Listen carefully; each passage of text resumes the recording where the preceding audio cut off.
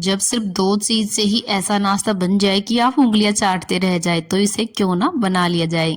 तो इसके लिए मुझे चाहिए होगा 1 बड़ी साइज़ का कच्चा आलू, आप चाहे तो यहाँ पे मीडियम साइज़ के 2 आलू भी ले सकते हैं। तो इसका मैंने छिलका हटा लिया था और 2-3 बार बढ़िया से पानी में वॉश भी कर लिया था। अब इसे करेंगे हम कद्दूकस, तो आप मोटी बारीक जैसे भी जाली से करना चाहें इसे कर सकते हैं। तो ये रेसिपी बिल्कुल छोटी सी आसान सी है, जिसे आप हल्की फुल्की भूख में बना सकते हैं, बच्चों के टिफिन में भी दे सकते हैं।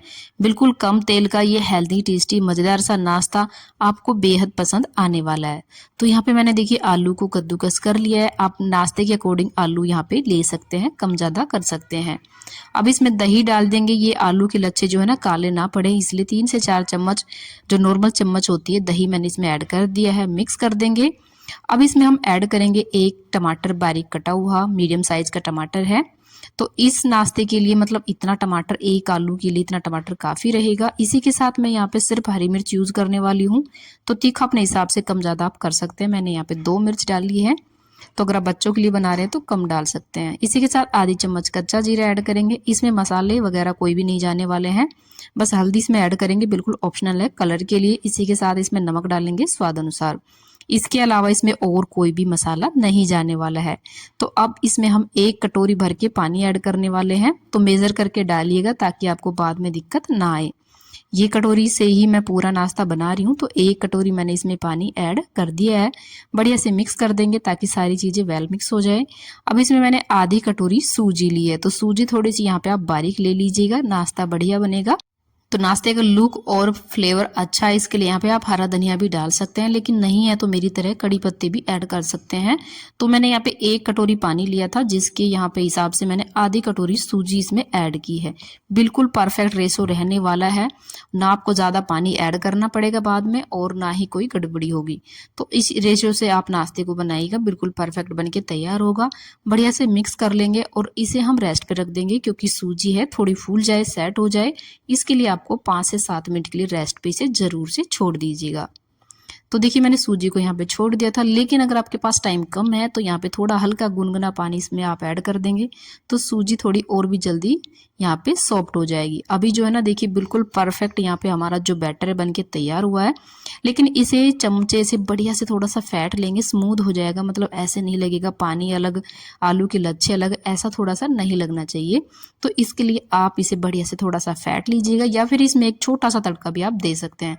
तो मैं इसमें बिल्कुल तड़के वगैरह मतलब कोई झंझट नहीं कर रही हूँ, इसे हम बिल्कुल ऐसे ही बनाएंगे और ये इतना ज़्यादा टेस्टी बनता है, मतलब बिना किसी एक्स्ट्रा मेहनत के ऐसा एकदम से चटपटा सा नाश्ता बन के तैयार हो जाएगा। और इसके लिए आपको तेल वगैरह भी ज़्यादा नहीं लगता है, तो बहुत ही कम तेल में ये नाश्ता बन जाएगा। इसके लिए आप कोई नॉन स्टिक की पैन या फिर तवा या फिर इस तरीके से कढ़ाई भी ले सकते हैं।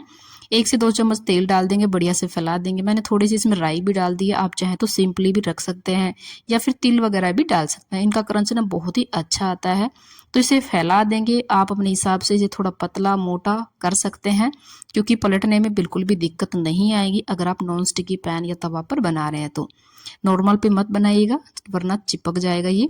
ऊपर से भी मैंने थोड़े से राई के दाने डाल दिए हैं और इसे हम कवर करके बिल्कुल धीमी धीमी आंच पे पकने देंगे।